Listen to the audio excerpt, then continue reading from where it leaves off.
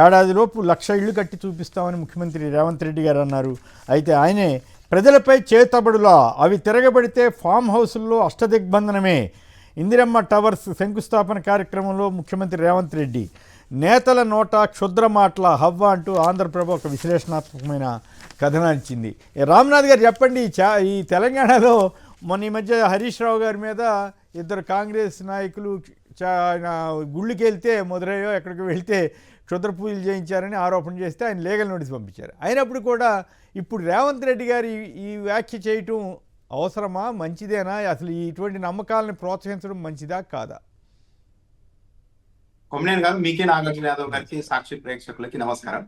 ఇప్పుడు ఏం చేస్తున్నారు కాంగ్రెస్ పార్టీ నాయకులు అంటే, కరువు వచ్చింది, ఈ కరువుకు మొత్తం కారణం ఎవరంటే బీఆర్ఎస్ వాళ్ళే అని ఒక వాతావరణం సృష్టించే ప్రయత్నం చేస్తున్నారు. ఇప్పుడు గ్రామీణ ప్రాంతాల్లో ఇలాంటి మూఢనమ్మకాలు నమ్మే వాళ్ళు ఎక్కువగా ఉంటారు. అంటే కరువు గుర్తుకొచ్చిన ప్రతిసారి నిజమేనేమో వాళ్ళు చేతబడి చేయించారేమో అనుకునేలాగా చేస్తున్నారు. కాంగ్రెస్ పార్టీలో ఈ చేతబడుల వ్యవహారాలు, వివాదాలు ఈ రోజు కాదు, మీకు తెలిసే ఉంటాయి చాలా కాలం నుండి. ప్రధానమంత్రిగా పివి నరసింహారావు గారు ఉన్నప్పుడు ఉజ్జయిన్ నుంచి కొంతమంది స్వామీజులంతా ఒక గుంపుగా వెళ్లి పిఎంఓలో ఫిర్యాదు చేశారు. పివి నరసింహారావు గారిని దించేయడానికి ఉజ్జయినిలో పెద్ద ఎత్తున ఒక క్షుద్ర పూజ కార్యక్రమం జరగబోతోంది, మీరు వెంటనే విరుగుడు కార్యక్రమాలు చేసుకోవాలి అంటే తొలుత పివి నరసింహారావు గారు నమ్మలేదు, అవన్నీ ఒప్పుకోలేదు. కానీ ఆయనతో ఉన్న వాళ్ళు కొంతమంది ఆ తర్వాత వెళ్లి పూజలు చేసి విరుగుడు పూజలు అవి చేసి చెప్పారు. అంటే అప్పట్లో అంటే ఈ పాయింట్ చెప్పారు కాబట్టి అప్పట్లో చంద్రస్వామి అని మన హైదరాబాద్ సంబంధించిన ఆయనే కీలకంగా తిరుగుతుండేవాడు, పివి నరసింహారావుకి బాగా క్లోజ్గా ఉండేవాడు అంటున్నారు. ఆయన ఇట్లాంటి పూజలు ఇట్లాంటి ఏమైనా చేయించేవాడని ఓ టాక్ ఉండేది రకరకాలుగా.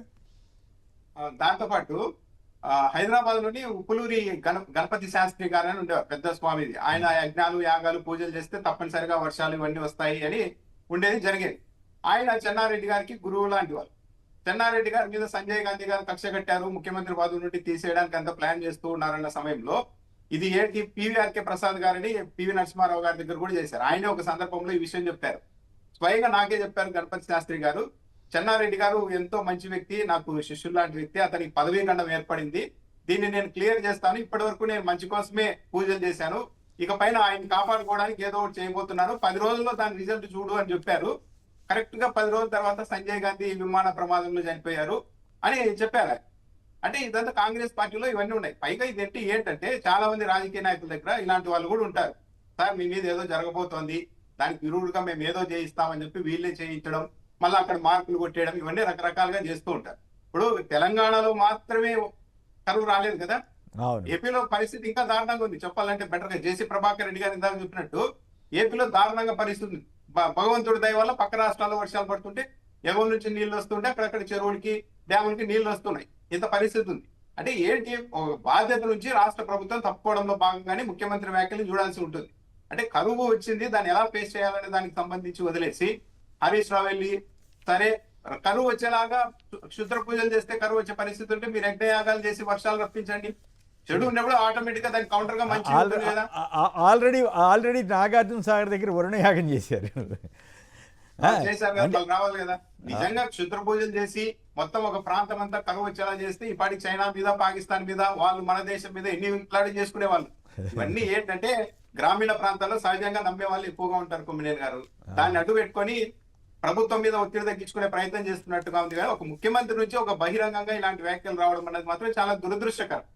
అవును, బాగా చెప్పారు. అంటే ఇంకోటి ఏమంటే అసలే ఏపీలో తెలుగుదేశం, బీజేపీ, జనసేన ఈ మూడు కలిసి ఈ మూఢ విశ్వాసాలు లేకపోతే రకరకాల ఈ ప్రచారాలు చేస్తున్న తరుణంలో ఇప్పుడు కాంగ్రెస్ వాళ్ళు కూడా ఆ లైన్లోకి వెళ్తే అది మంచిదా? మళ్ళీ మరి హరీష్ రావు గారు మళ్ళీ ఈయనకి కూడా నోటీస్ పంపుతారా ఏంటనేది చూడాలి. అంటే హరీష్ రావు గారి పేరు ప్రస్తావించినట్లేరు, బట్ ఆయన అయితే ఇంతకుముందు లీగల్ నోటీస్ పంపించారు వాళ్ళకి, కాంగ్రెస్ నాయకులకి.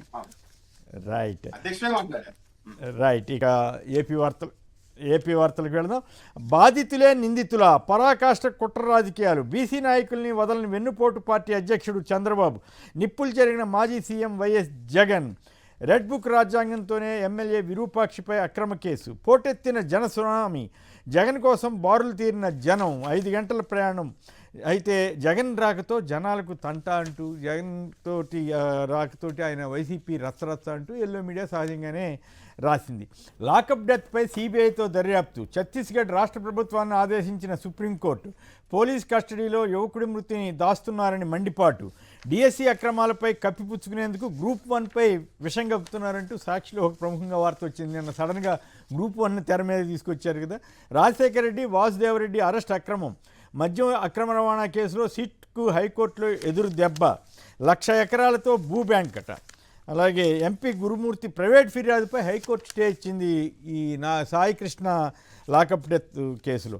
రాష్ట్రంలో డీజీపీ ఉన్నారా అని పేరు నాని గారు ప్రశ్నిస్తున్నారు. కూటమి క్రైమ్ కథా చిత్రం అంటూ మైనారిటీ యువతిని మోసం చేసిన కేసులో నిందితుడు రాహుల్ రెడ్డికి కూటమి నేతల అండగా ఉన్నారట. మరి ఇవన్నీ మరి చంద్రబాబు గారు గమనిస్తారు లేదు, ఎంతసేపు వైసీపీ వారిని దూషించడం ఇట్లాంటివి చేస్తూ ఉంటారు కదా. ప్రైవేట్ భూ వివాదంలో కలెక్టర్కి ఏం పని? భూమన అనుచరులను గూండాలని కలెక్టర్ ఎలా సంబోధిస్తారని హైకోర్టు ప్రశ్నించింది. మరి హైకోర్టు చెప్పేదాకా మరి ఐఏఎస్ గారికి ఎందుకు ఆ విజ్ఞత పనిచేయలేదా ఏంటో మరి అర్థం కాలేదు.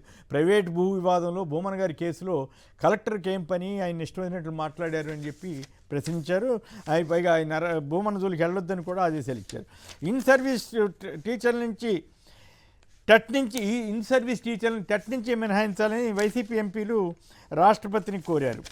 విద్యుత్ సంస్థలకు రేటింగ్ ఇస్తామని చంద్రబాబు గారు అంటున్నారు. తక్కువ ధరకే విద్యుత్ ఇస్తామని చెబుతున్నారు. మరోవైపు సమయం లేదు, ఖాళీ చేయాల్సిందే, 18 ఏళ్ల ప్యాకేజీ కూడా లేదు, నెలాఖరికే నీళ్లు విడుదల చేస్తామని మంత్రి నిమ్మల ఖాళీ చేయబోమని వెలుగొండ నిర్వాసితులు చెబుతున్నారు. విద్యారంగంలోకి అదానీ అట. ఆయన పారిశ్రమ విద్యా సంస్థల సహకారానికి ఒప్పందం. అదానీ స్కిల్స్ విద్యాశాఖ మధ్య ఏపీలో ఒప్పందం. కూటమిలో స్థానిక చిచ్చు 35-10% చొప్పున జనసేన బీజేపీ డిమాండ్. రెంటికి కలిపి 15% అంటున్న టీడీపీ. ఓటు కోట్లపై వాదనలు మళ్ళీ మొదటి నుంచి వింటారండి. ఓటుకు నోటు కేసు మళ్ళీ మొదటికి వచ్చినట్టుంది. ఏనుగుల భద్రతకు అని చెప్తున్నారు మన పవన్ కళ్యాణ్ గారు, ఉప ముఖ్యమంత్రి.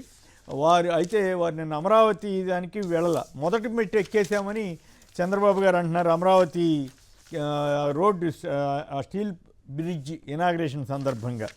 అయితే ఆ సందర్భంలోనే వైసీపీని తిడుతున్నారు. అయిన ఖర్చు వీటన్నిటి మీద మాట్లాడకుండా వైకాపా దుర్మార్గులతో రాష్ట్రానికి పెను ప్రమాదం. అక్కడికి గొడ్డల పార్టీ బదులు వైకాపా అన్నందుకు మనం సంతోషించాలేమో.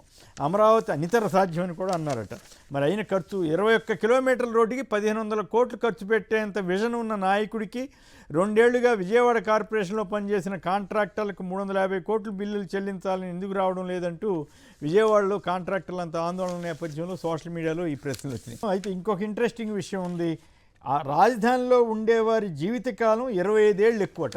అదేంది, ఒక ముఖ్యమంత్రి గారు ఒక రాజధానిలో ఉండేవాళ్ళకి అందరి జీవితాలు అందరికీ 25 ఏళ్ళు ఎక్కువ అని చెప్తే బాగుండేది కదా, అప్పుడు అందరూ సంతోషిస్తారు కదా.